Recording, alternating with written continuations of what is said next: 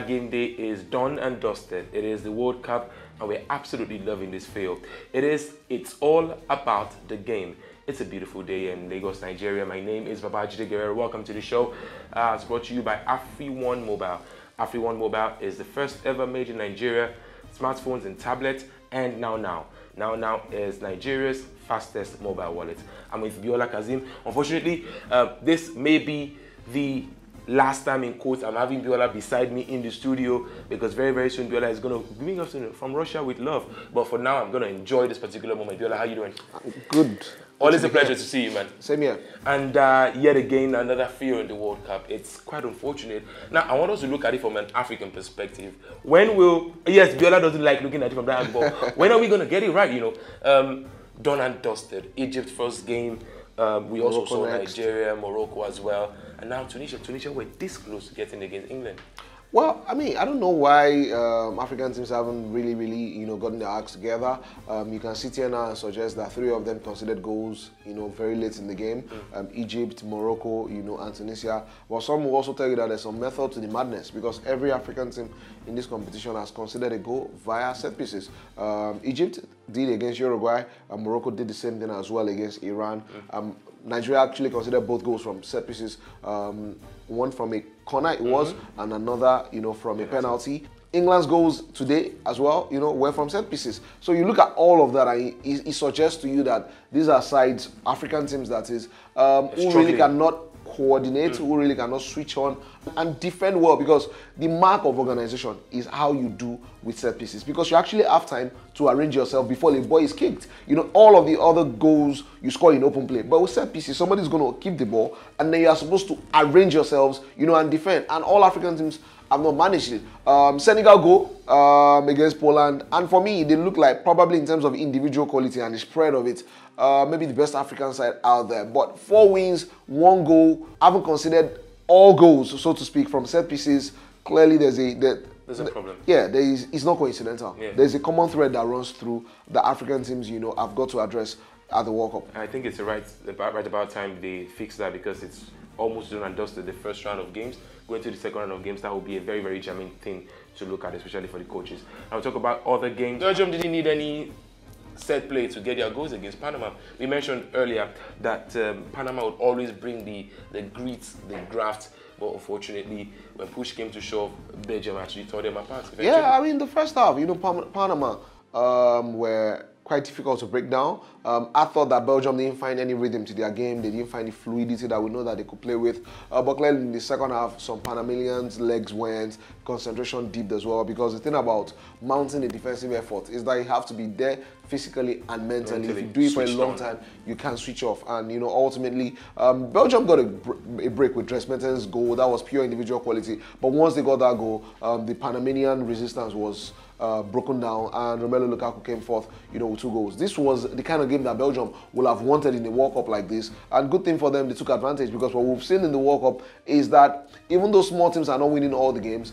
they are narrowing the gap with the big teams, and pretty much every game, has had some form of drama around it. Belgium didn't allow that to happen. After the first 45 and 0-0, you might think that maybe there is some drama in here. They snuffed out the danger of all of that in the second half, and it's a really good start for them. Goals for your striker, clean sheet, the team looked good in the second half. Yeah. The kind of game that can help you build some momentum. And what an assist by Kevin De Bruyne for Romelu Lukaku outside the boat. Something you'd see, you can't get tired of seeing in the English Premier League, of course. But this is the World Cup. This is where the biggest stars in the world are gathered. And talk about stars, Belgium has got it all. Eden Hazard even really had to be in top gear in that particular game. He's been quite consistent for Belgium in recent times. Well, consistency will be what we'll talk about for Senegal as they take on Poland in the Group H fixture. It's the last of the round 1 games in that particular in this particular World Cup, of course. We'll see Russia play Egypt in another game as well. That's round 2 in Group A, and then the last game in that particular group, we'll see Japan square up against Colombia. You got to worry for Japan right now.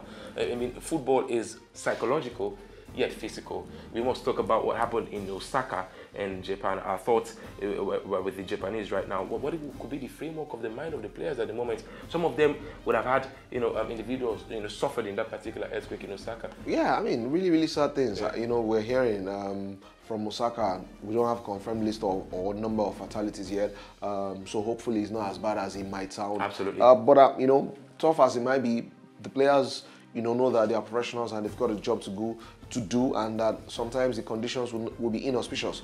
I think that they will go out there, you know, and do their job. It's a difficult enough job already against, you know, Colombia. Quite uneven in qualifying. Colombia went on a spell of 1 winning, I think, in 4, then won a few games, and then struggled mightily. In fact, on the last day, they easily could have finished as lowly as 7th, you know, in qualifiers. Ultimately, you know, just sneaked in and qualified for the World Cup. And you worry for Colombia about how they struggle for goals. You know, I mean, recently. Going forward, they have a bit of quality. There's Muriel, there's James Rodriguez, there's Radamel Falcao, there's Juan Cuadrado as well. So you imagine that a side have got this level of, you know, individual quality will be, you know, properly packing a punch. Absolutely. But that hasn't really happened. Apart from that win, really surprising win, when they were 2-0 down against France and ultimately went on to win, you know, their preparations for the World Cup has been patchy. But in James Rodriguez, I think that they have a player who loved this stage. You saw him at the last World Cup, won the Golden Boot, even though Colombia got knocked out, you know, in the quarterfinals. Hasn't really hit the heights. His star has diminished a little bit because it didn't really work out for him at Real Madrid. But he loves the international stage, and this could be another stage for him to remind all of us once again, you know, how wonderful a player he is. So, I mean, the Japanese have a big job on their hands. And I imagine the manager will be working on them to let them know that what has happened in Osaka is sad, but the best way, so to speak, to console even those in Osaka is to put out a performance that all Japanese can be proud of against Colombia. Definitely, that's coming your way. Definitely the next group of games. That's Group H. That's the last and final group. That's round 1, like I said earlier. Remember as well, in that same group, a lot of people will come to say that that group has the most tightly contested group. No, I disagree. I think that Nigeria's group is the toughest. Yeah, maybe competitive anyways. Yeah. I mean, because you look at the 4 teams, almost kind of balanced. I mean, you got Poland, well, you got Senegal, you got Japan, you got Colombia. I might concur, actually. I might concur. Yeah, you got to concur. Yeah, because you look at all of the teams and you say, well, Fair like enough. you said, you know, there really isn't anything between them. Senegal go up against Poland.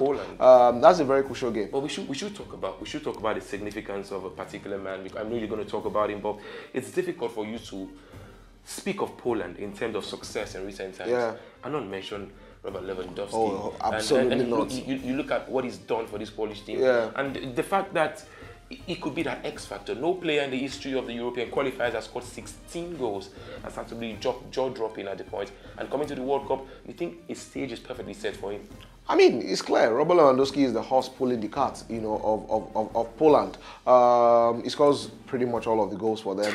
I mean, he's a formidable, he's a formidable threat. But also, this Polish team, you know, are more than Robert Lewandowski. In the middle of the park, particularly, Grosicki, Zelensky, Krychowiak, who things didn't really work out for West Brom, but who always brings his A game to the table for the national team, and Blackzowski as well. All of them, you know, provide the grit that you want in the middle, the running that you want, some intelligent, you know, play as well. And they are just a fantastic support system, you know, for Robert Lewandowski. At the back is where I have worries for them. Apart from Gilk and maybe Piszczek, they just look a little bit light. I mean, their number 1 goalkeeper is Fabianski. That doesn't necessarily suggest that it is all crap, but comparative in terms of quality that they have in the middle and the attack and what they have in defense, a little bit light. But they are a workman-like side. They work really hard. Even if they lose, you know, they will leave their hearts on the pitch. Curiously, remember, they lost to Nigeria, you know, at home in the friendlies. But they also look a side that is ready for an international tournament.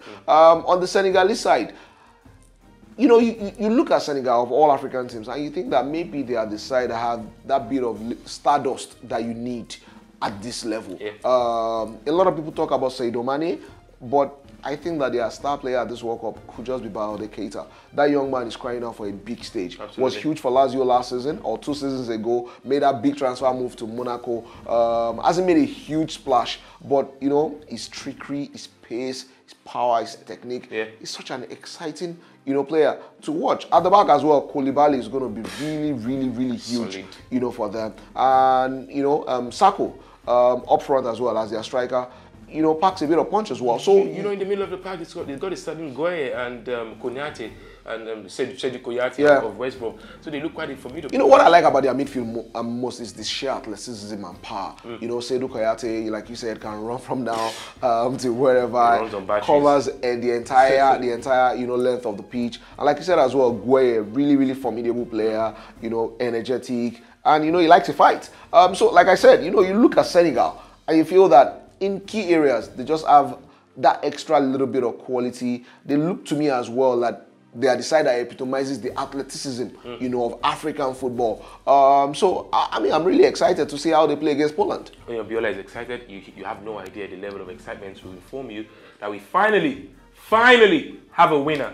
Yes, please, we do have a winner. His name is Wada Noel. Congratulations to you, Wada Noel, for winning AfriOne's mobile phone. Now, what did Wada do? Nothing. All he did was just to subscribe to the YouTube channel, like we keep saying, and then he also went to the comment section of that same YouTube page, and then he commented on the scoreline between Tunisia and England. Of course, England nicking that one 2-1. So congratulations to you, Wada Noel. We'll be bringing you to the studio very shortly to present this particular phone to you. So if you're wondering if this is real, is this particularly real? Yes, it is real. And all you need to do is just simple. Just go to the YouTube page, subscribe and comment. So what we're saying is, whatever thing I say, for example, the next game will be, I think, Poland and Senegal. Yes, do well to predict the score to stand a chance of winning smartphones and vouchers and cash rewards and many more prizes. This is all about the game, as brought to you by AfriOne Mobile. AfriOne Mobile is the first ever made in Nigeria smartphones and tablets, and now Nigeria's fastest mobile wallet. My name is Babajide Guerrero and Viola Kazim. Tremendous as well. Always a pleasure to have you on. Thank you. I'll be back in 10 days. So from Russia with love, yeah? Yeah, I'll try to send some love from Russia. Definitely. So Biola is going, but doesn't change anything. We're going to be communicating with Biola every day and every time on the show. So we'll come your way again. Remember, God bless Nigeria.